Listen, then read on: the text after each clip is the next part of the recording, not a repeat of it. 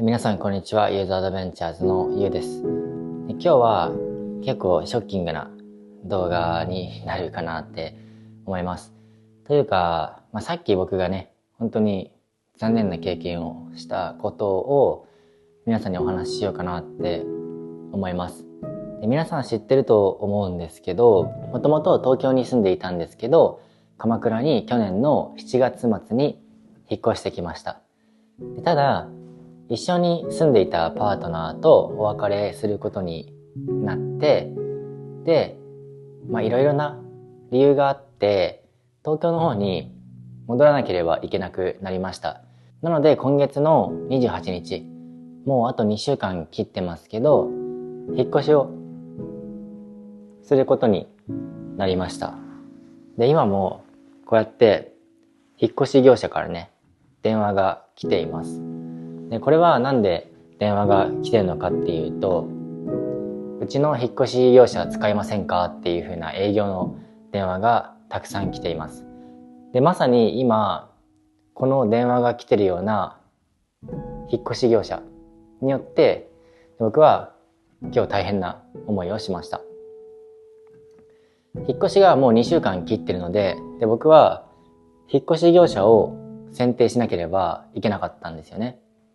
で、それでインターネットで引っ越し業者を仲介する会社があって、で、そこに自分が今住んでるところと、自分がどこに引っ越すのかっていうことと、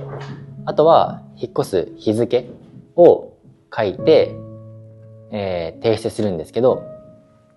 で、そしたら、いろんな会社から連絡が来たりするんですよね。で、その時に、ある会社から連絡が来て、あるフォームが送られてきたんですよ。で、そのフォームに自分の情報と、あとは引っ越しの日程とか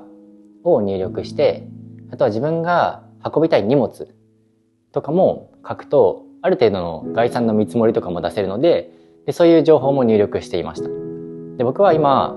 冷蔵庫とか洗濯機とかベッドとかがないので、なので、引っ越し安く済ませられるんじゃないかなって思ってたんですよね。なので、安く引っ越しができる引っ越しの会社を探していました。ただ概算の見積もりだけじゃなくて、ある程度正確な見積もりを出すには、引っ越し業者が実際にこの家に来て見積もりを取りに来なきゃいけないんですよ。なので、その引っ越し業者は、この家に見積もりに来てほしい日を入力してほしいっていう風にフォームに書いてあったので、なので、そのフォームに入力したんですよね。そして、そのフォームを提出しました。で、どうやらそのフォームはまた別の仲介会社を経由して、で、その会社に行くようになってるみたいなんですけど、で、それで今日実際に引っ越し業者が見積もりに来たんですよ。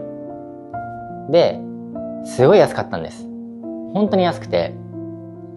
自分が想定してたよりも安かったので、もうここでいいんじゃないかなっていうふうに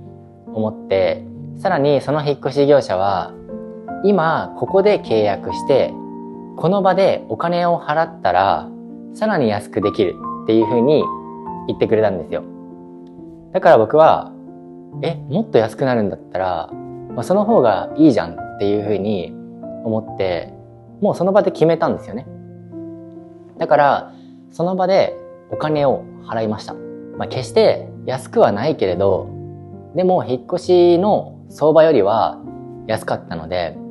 なので払ってしまったんですよ。それでその人たちはすぐに帰りました。で、そしたらその1時間半後にまた引っ越し業者が来て、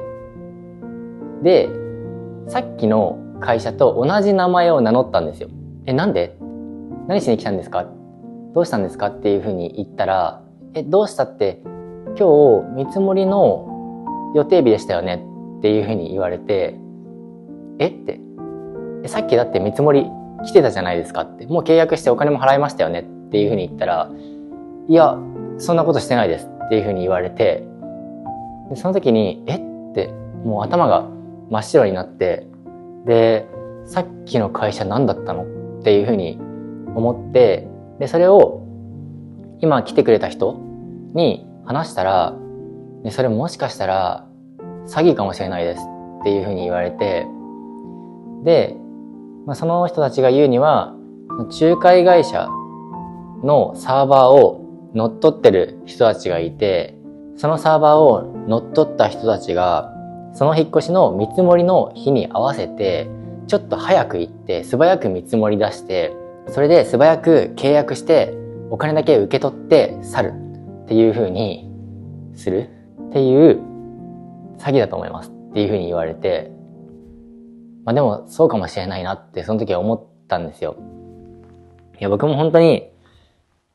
なんて浅はかだったんだろうって、自分でバカだったんだろうなって思ったのが、名刺切らしてるって言われちゃったんですよ。名刺くださるはずなんですけど、普通は。で、車の中に名刺取りに行ってきますっていう風に言われて、で、名刺取りに戻ったんですよ。で、それでも名刺がないっていう風に言ってたから、まあいいかと思って、名刺もらわなかったんですよね。仮に名刺があったとしても、フェイクの名刺作ってたと思うんですけど、引っ越しの業者だと思って来た人たちが詐欺の人たちだったってわかんないじゃないですか。だから僕は普通に騙されちゃったんですよね。本当はその場で契約してその場でお金を払うなんていう仕組み自体が普通ではないのかもしれないんですけど、僕は引っ越しの経験とかそんなたくさんあるわけではないので、あんまりわかんなかったんですよ。なんか自分が一人になって自分ってこんなに何もできないんだなって、なんかすごい自分がまだまだ未熟だなっていうことをすごい痛感しました。すごい残念だなって思ったのが、バレンタインの日とかも僕のライブ配信をしてる人とかも僕のことを応援してくれて、僕のサポートしてくれてたんですよね。なのに僕はその人たちのサポートしてくれたものを無駄にしてしまったような気がして、なんか本当に申し訳ないなって思いました。人のこと信用しすぎなのかな。2パターンあると思うんですよ。まずは信用する、人のことを信用するっていうケースと、人のことを最初は疑うっていうケース。でも僕は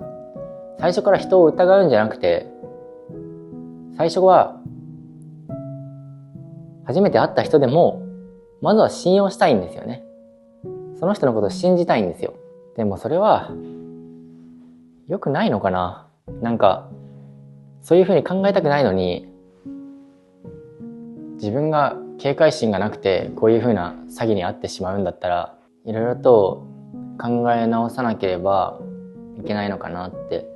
思ったりもして、人を信じることも大切なんだけど、自分の身を守ったり、あるいは誰かを守るためにももう少しね、疑うとかじゃなくて警戒心は持ってもう少し慎重に生きなければいけないのかなって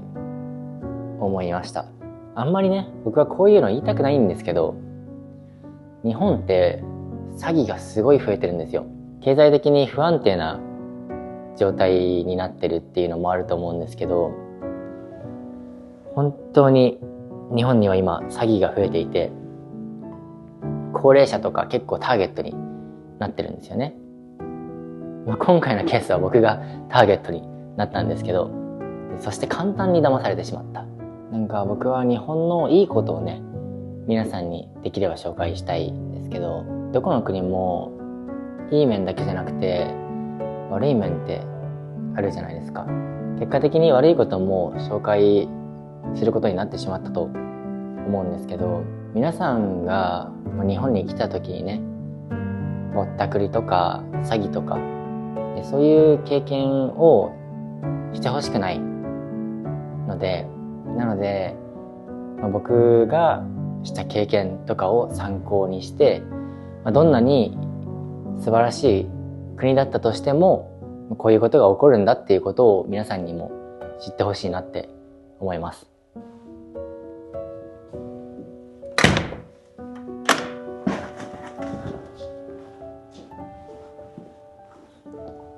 今、荷物を受け取りました。多分、僕のフォロワーさんの方が僕にバレンタインのギフトを送ってくれたんだと思います。なんか嬉しくなりました。ちょっと開けてみようかな。これはオーストラリアからですね。結構しっかり梱包されてます。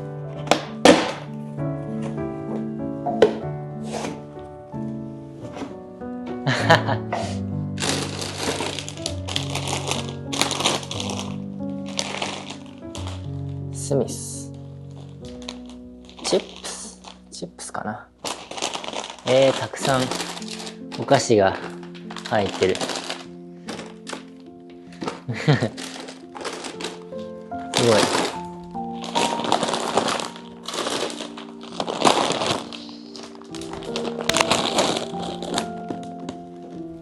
ロシェもある。ロシェ、これもあります。いっぱいお菓子もらいました。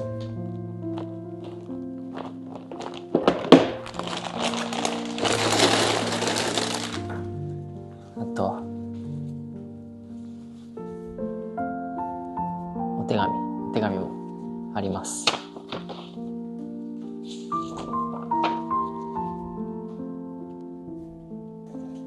ありがとうございます。